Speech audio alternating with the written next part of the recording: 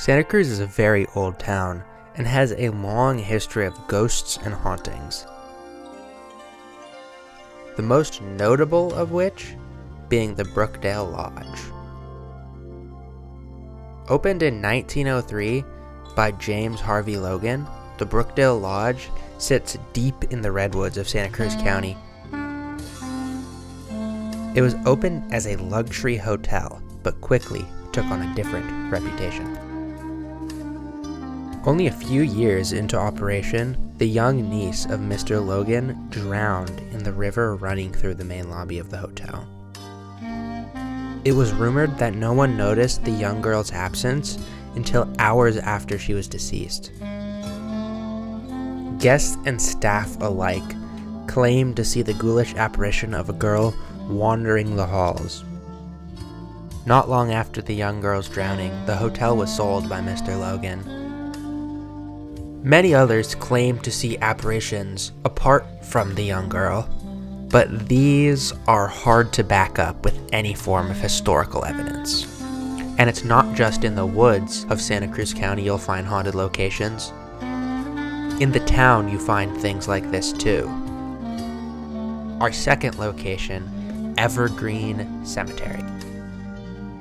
Evergreen Cemetery is a Civil War era cemetery that was established in 1850. And since then has entirely been filled with graves. Sightings of men in Civil War attire are common at this cemetery. Many claim to hear horses and gunfire at night.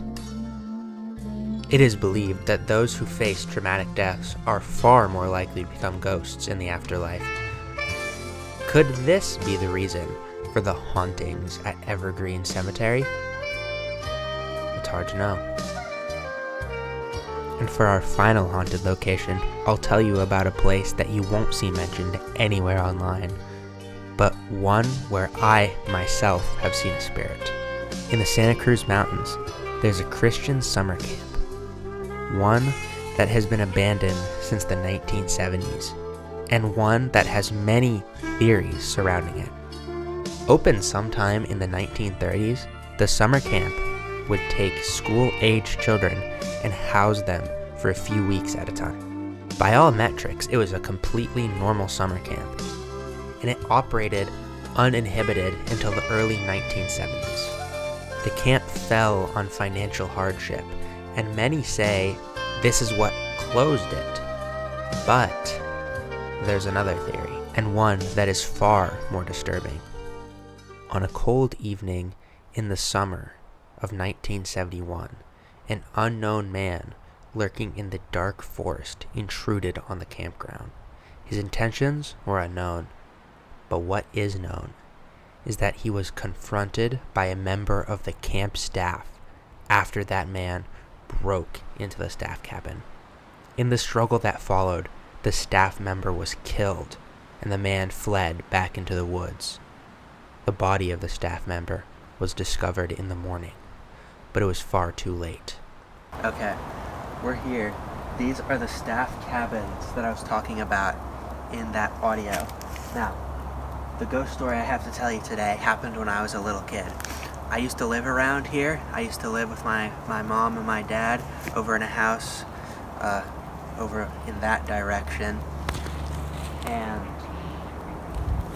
when I lived there, when I was a young kid, my dad, he'd take me out for walks, and this isn't the best neighborhood to take walks in, so he'd take me down here because there'd never be anyone down here. And when we passed by this cabin, at the time it wasn't falling down the hill. At the time it was up higher, none of the glass was broken, all the doors worked. And I looked into one of these windows, and I looked at him, and I pointed at one of the windows, and I said, "Who's that?" I pointed at one of the windows, I told him, "Who's that?" And he looked at me and he said, "There's no one there." And I looked back and I said, "No, there's someone in the window. He's in the window." That's what I told him. "There's no one there," he says to me again. But I saw him. There was someone in that window, clear as day. I can describe him right now. He was right there. And he was a fella, he had black hair, probably about 35. and I saw him, and he was right in that window. And my father, he said to me, "There's no one there, Tyler." And he took me by the hand, and we left, and I don't think he ever took me back. I can't recall a time after that where he ever took me back down here. Alright, let's get out of here.